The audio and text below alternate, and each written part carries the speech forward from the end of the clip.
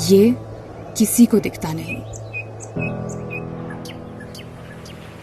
डर डालता है और डरता नहीं। जब ये बिखरता है तो संभलता नहीं।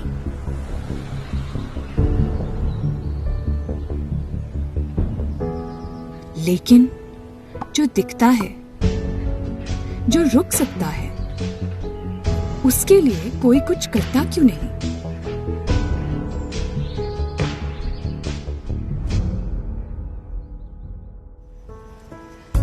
कोरोना वायरस की कोई वैक्सीन नहीं, मगर पोलियो जैसे अमराज की तो है।